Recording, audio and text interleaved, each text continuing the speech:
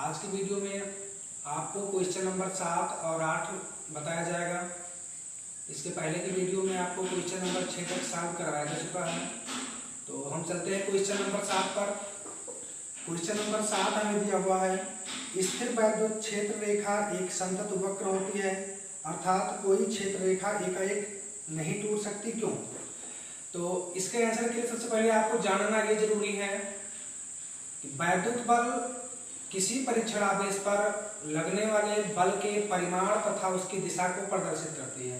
तो चूंकि अगर हम ये मान लें कि यहाँ पर कोई परीक्षण आवेश मान लीजिए Q0 रखा हुआ है, अब इस पर अगर बल इस दिशा में लग रहा है, मान लीजिए हम बल को F0 मान रहे हैं, तो ये बल इस आवेश के कारण जब भी इस आवेश पर ये बल लगेगा तो हमेशा सीधी दिशा में ही लगेगा, मतलब कहीं भी ये अचानक से नहीं टूट सकता। उसका कारण ये है कि वैद्युत बल किसी परीक्षण आवेश पर लगने वाले या किसी परीक्षण आवेश पर उस बल के परिमाण तथा उसकी दिशा को प्रदर्शित करती है, इसलिए वैद्युत बल कभी भी एकाएक नहीं टूट सकती, हमेशा वो वक्र के रूप में होती है। उसके बाद नंबर 20 में दिया हुआ है, स्पष्ट कीजिए कि दो क्षेत्र रेखाएं कभी भी एक दूसरे का प्रतिच्छेदन क्यों नहीं करती। इसके पहले की वीडियो में हम आपको इसका आंसर बता चुके हैं, एक बार दोबारा आप देख सकते हैं। मान लीजिए हमारे पास एक वैद्युत बल रेखा ये है और दूसरी वैद्युत बल रेखा ये है। अगर ये दोनों रेखाएं एक दूसरे को इस बिंदु पर काटेंगी तो इस बिंदु पर हमें वैद्युत क्षेत्र की एक दिशा ये प्रदर्शित होगी और दूसरी दिशा ये प्रदर्शित होगी। क्योंकि वैद्युत अभी हमने यहाँ बताया कि वैद्युत बल हमेशा एक संतत वक्र के रूप में होता है, कभी भी एकाएक विखंडित या नहीं टूटता है।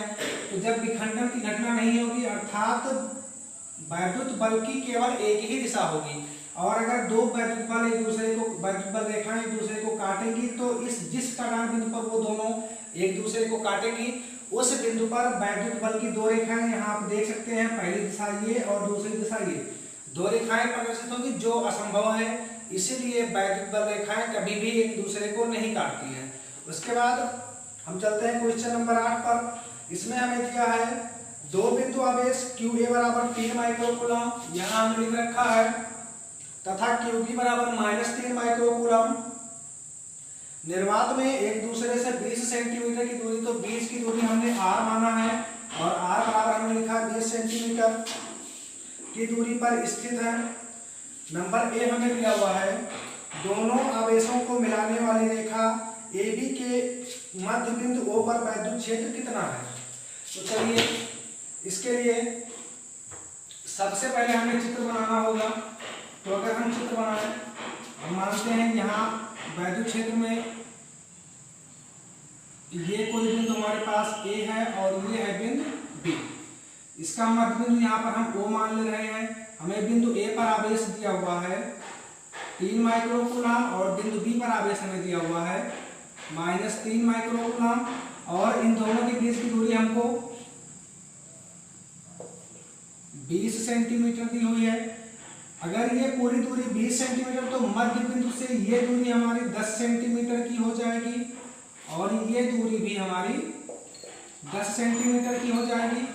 आप चाहे तो मात्रक की प्रणाली चेंज कर सकते हैं। तो 3 माइक्रोकूलम को अगर हम कूलम में बनाते हैं तो 3 × 10 की घात -6 कूलम, ये -3 × 10 की घात -6 कूलम, और सेंटीमीटर अगर हम मीटर में बनाएं तो 20 × 10 की घात -2 मीटर। हमें मध्य बिंदु O पर वैद्युत क्षेत्र ज्ञात करना है। मध्य बिंदु O पर वैद्युत क्षेत्र ज्ञात करने से पहले हमें यह जानना जरूरी है, किसी भी बिंदु पर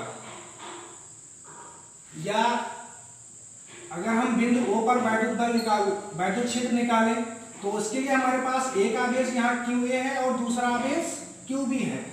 QA के कारण कितना आवेश होगा, या QA पर जो आवेश 3 माइक्रोकूलम स्थित है, इस 3 माइक्रोकूलम आवेश के कारण बिंदु O पर वैद्युत बल कितना होगा और वैद्युत क्षेत्र कितना होगा, ये हमें पता होना बहुत जरूरी है। तथा -3 माइक्रोकूलम आवेश के कारण बिंदु O पर वैद्युत बल व वैद्युत क्षेत्र कितना होगा, ये हमें ज्ञात करना जरूरी है। क्योंकि इस प्रश्न में हमें सिर्फ वैद्युत क्षेत्र ही ज्ञात करना है, तो हम ये मानते हैं कि बिंदु A पर स्थित 3 माइक्रोकूलम आवेश के कारण बिंदु O पर वैद्युत क्षेत्र E1 है वह -3 माइक्रोकूलम आवेशकांड बिंदु O पर वैद्युत क्षेत्र E2 है। अब आप यहाँ देख सकते हैं कि हमने E1 और E2 दोनों को एक ही दिशा में बनाया है। तो E1 और E2 को एक ही दिशा में बनाने का कारण ये है कि वैद्युत क्षेत्र रेखाएं हमेशा प्लस से माइनस की ओर चलती हैं। तो चूंकि यहाँ प्लस आवेश है तो ये प्लस से माइनस की ओर जाएगी, तो ये E1 हो गया, और यहाँ पर दूसरा भी माइनस है तो माइनस की ओर जाएगा, तो ये E2 हो जाएगा। अब अगर हम आवेश QA के कारण बिंदु O पर वैद्युत क्षेत्र निकालें, तो हमने इसका व्यंजक आपको इसके पहले के वीडियो में बताया था। अगर आपने नहीं देखा तो उसे आप देख सकते हैं। E1 बराबर 1/4 पाई एप्सिलॉन 0 और इंटू Q अपान R²। चूंकि ये E1 आवेश A पर स्थित 3 माइक्रोकूलम का, तो इसे हम QA मान सकते हैं। तो ये E1 बराबर 1/4 पाई एप्सिलॉन 0 ये कांस्टेंट है, और इस कांस्टेंट का मान 9 × 10⁹। QA का मान हमारे पास है 3 × 10⁻⁻6 कूलम और अपान R²। तो चूंकि बिंदु O से A के बीच की दूरी 10 सेंटीमीटर है, तो इसे हम 10 × 10⁻², और पूरे का होल स्क्वायर लिख सकते हैं। अगर इसको हम हल करें तो ये 9 × 10⁹ और गुणे 3 × 10⁻⁻6, 10 का स्क्वायर 100, या हम अगर चाहें तो 10 का स्क्वायर 100 को हम 10⁻2 लिख सकते हैं। 10⁻2 का स्क्वायर 10⁻4, या 9 त्रिक 27 × 10⁻9-6 3, और यहाँ बटे में -4 और +2 घात है, तो ये 10⁻2 हो जाएगा।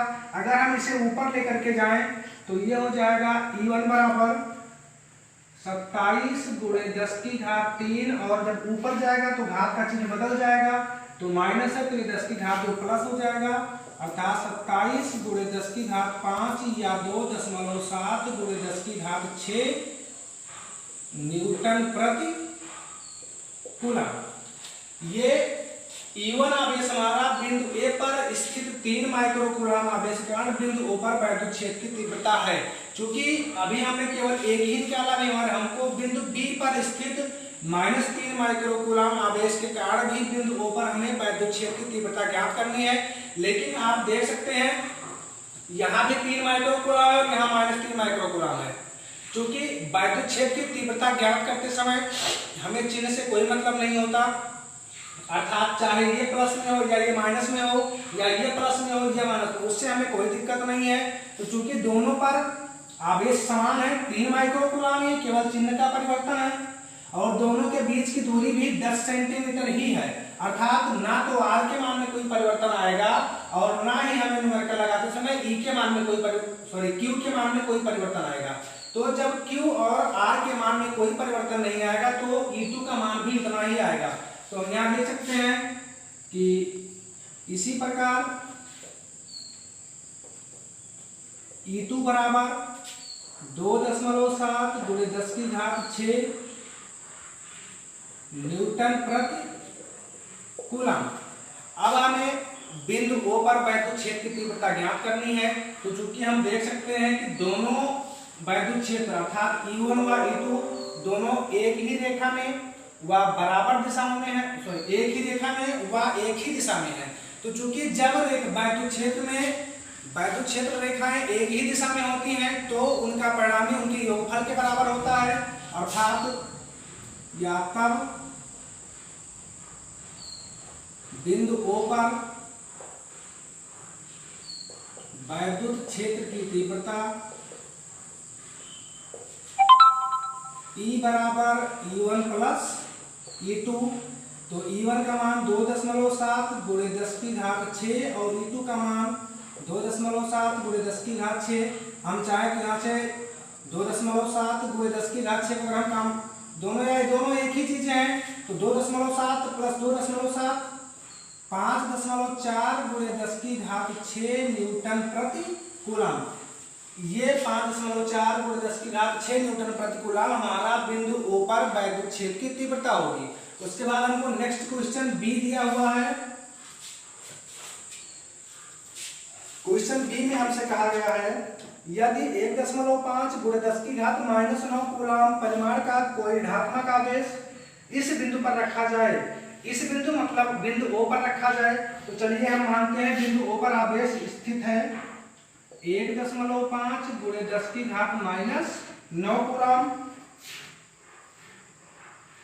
तो यह परीक्षण आवेश कितने बल का अनुभव करेगा, अर्थात जब बिंदु O पर 1.5 गुणे 10 की घात -9 कूलम का आवेश रखा गया तो यह आवेश कितने बल का अनुभव करेगा। तो चूंकि इसके पहले हमने आपको बताया था एक फार्मूला E बराबर F अपान Q0। यहां से अगर हमको F निकालना हो तो F बराबर E इंटू Q0। अगर हम इस सूत्र से हल करें